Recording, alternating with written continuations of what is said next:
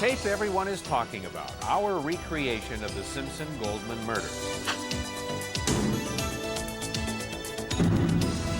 Today, go behind the scenes to see how it was made. So the medical evidence is literally the most important to establishing the scenario of the crime. We believe this to be the most detailed reconstruction done to date.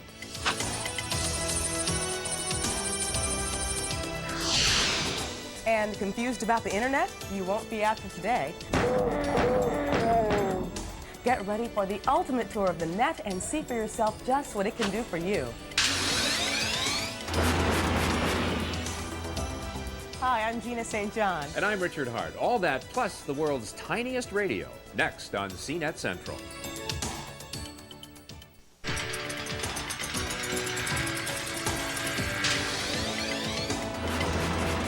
This is CNET Central. Welcome back to CNET Central, our new home in San Francisco, just overflowing with the latest in digital products and services. And it's a place we hope you'll come to often for more about life in this computer age. Okay, let's get started. Have you seen it yet? Our computer recreation of the murders in the O.J. Simpson trial. We aired it last week for the very first time, the most scientifically detailed recreation yet of how Nicole Brown Simpson and Ronald Goldman may have been killed. Television programs around the world have now aired it as a stunning example of the power of computers to help us visualize complex events. Today, a follow-up, an exclusive behind-the-scenes look at how our army of criminal investigators, actors, photographers, attorneys, artists, and computer technicians created the videotape seen round the world. The standard of forensic animation was raised to a new level last week with the introduction of this startling animation. A product of computer graphics and scientific conjecture, it was commissioned by CNET and created by one of the world's foremost authorities on disaster recreations. As a result of this animation tool, I'm able to take you back to that street, that condo, that gate, that night, and you can watch those people. With painstaking attention to detail, the engineers from Failure Analysis reconstructed the murder, using scientific measurements of the scene, medical examiners' reports, and court testimony from investigators and forensics experts. There is only one scenario that will explain all the physical evidence. Only one, the correct one. So the more ways that you can constrain your analysis by physical evidence, the more likely the final analysis will be close to or identical to what really happened. The animation of the murders of Nicole Brown Simpson and Ronald Goldman is dramatic, even disturbing. But more important, say the engineers at Failure Analysis, it is highly accurate. The geometry of the scene, combined with the medical evidence, combined with the position of the bodies afterwards, very much constrained, fortunately, the sequence things had to be done. But the exact sequence also had to make sense in terms of a reality check. We know, for instance, that no one got off a sound. These murders only occurred 15, 20 feet from the sidewalk. No one heard anything. So the choreography of the characters must be such that at every point in time, the assailant has control of the mouth of the victim that he's assaulting. Even the choice of skin color made by Failure's engineers was determined by the evidence. The hat is found with, I believe the number is 26 African-American hairs in it. There doesn't seem to be any contrary testimony or even dispute over the hat as belonging to the assailant. So we merely followed the physical evidence of the scene. Now this is a new kind of animation. You already know that it's possible for an artist to sit down in front of a computer and use it as a tool to create what is essentially a cartoon. It's an estimation of a dinosaur for a movie or an estimation of what happened during a crime. This is different. Here we're actually feeding a computer real numbers, evidence if you will, and having the computer calculate an accurate portrayal of exactly what happened. That's what's going on here. A major difference that sets forensic animation apart from other types is the amount of data required to create it. The first step for the investigators at Failure Analysis was research. They had to collect every available piece of information connected to the criminal investigation of the murders. That involves obtaining transcripts from the preliminary hearing, videotape that has been shown by the media, and transcripts that are coming from the current trial.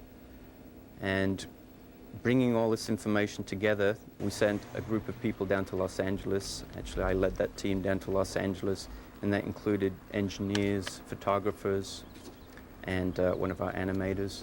And we went onto the site in Los Angeles, and then we were able to obtain a lot more information about the site. What we're going to do is use the photographs taken by this camera, which is a metric camera, to go back and reconstruct very accurately the three-dimensional geometry of this particular building. Now, the third stage would be bringing together the information from the first and second stages and coming up with a plausible scenario.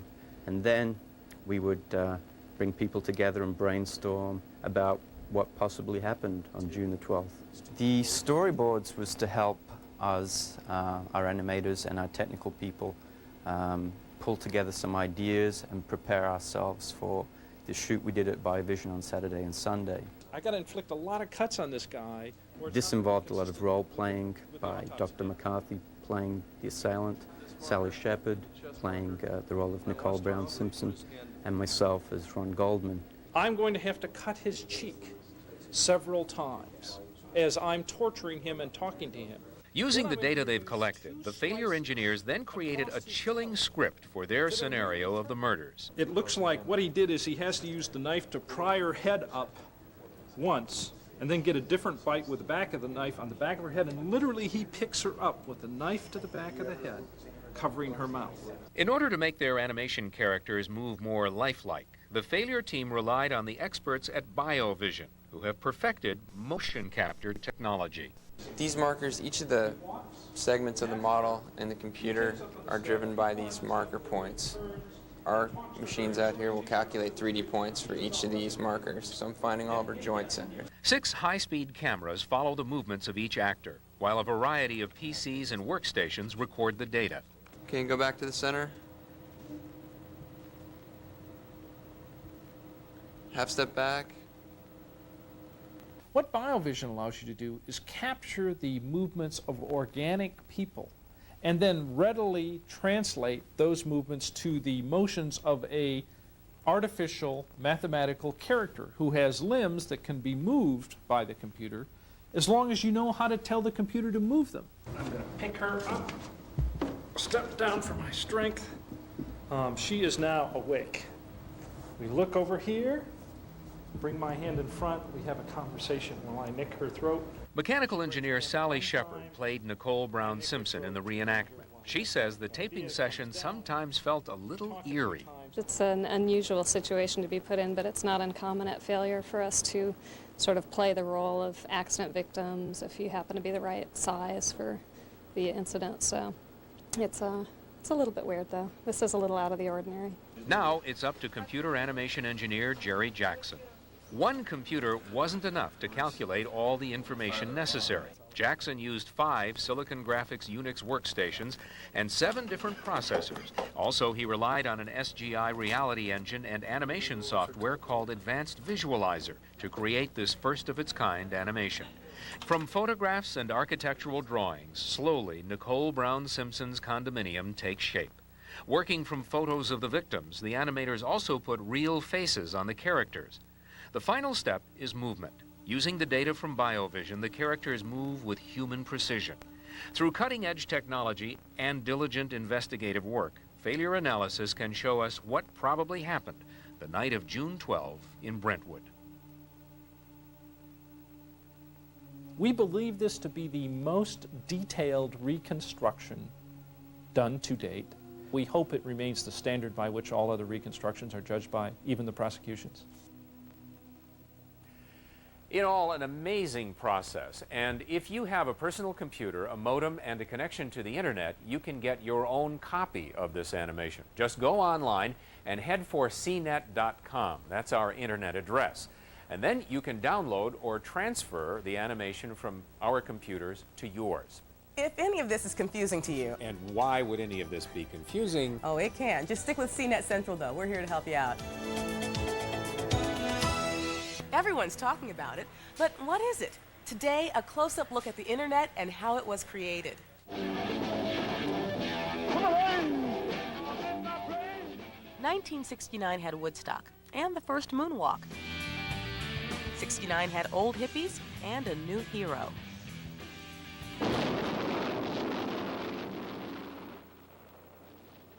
And 69 had horrors. The nuclear arms race was at its peak. We were still locked in the Cold War. There was still the very real threat that the superpowers could go at it in a global atomic showdown. Factories cranked out missiles on both sides.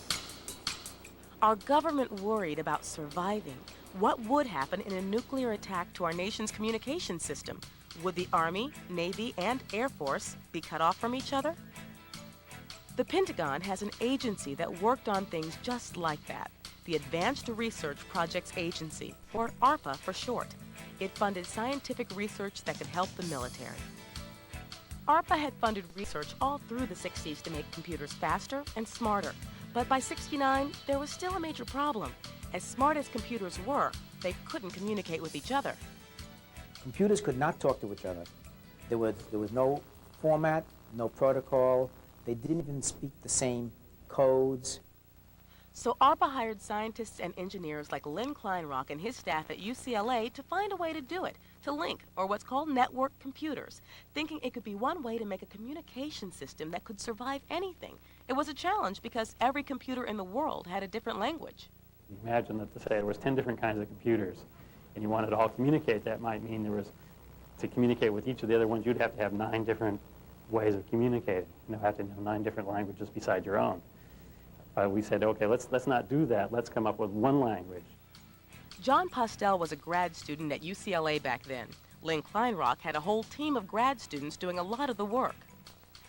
These students and these professors spent months working day and night, tweaking their computer, adding switches, and perfecting a standard language. Then came the first big test. Could UCLA send a message to a computer some 400 miles away at SRI, the Stanford Research Institute? The first word to be sent, log in. So one of our guys typed the letter L, and over the phone, the guy at the other end said, I got the L. And then we sent the O, and the guy said, I got the O. And then we sent the G, and the system crashed.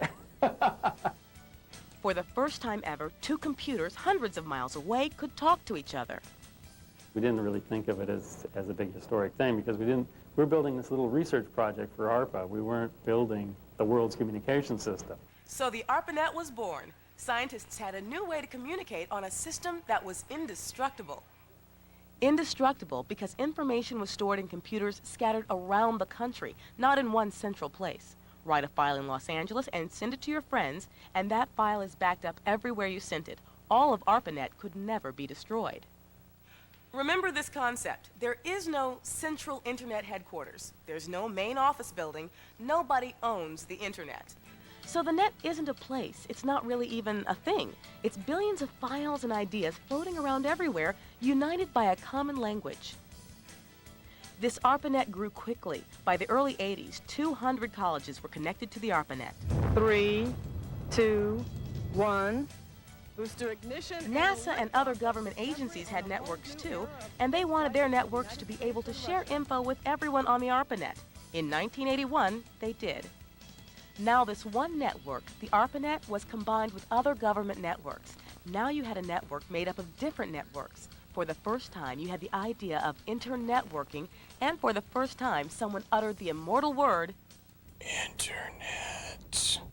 In the coming weeks, we'll take you on the internet and show you how to get hooked in, where to go, what's cool, what's for you, and what to avoid, and how to successfully navigate this ever-changing monster network.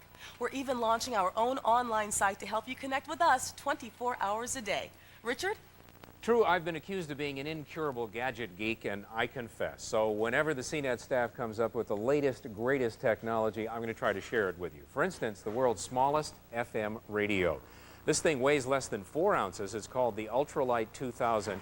Costs less than $30, and it really works. Give a listen. Hey, well, if you want FM stereo, you could use both ears. They're going to come out with one half this size in a short while.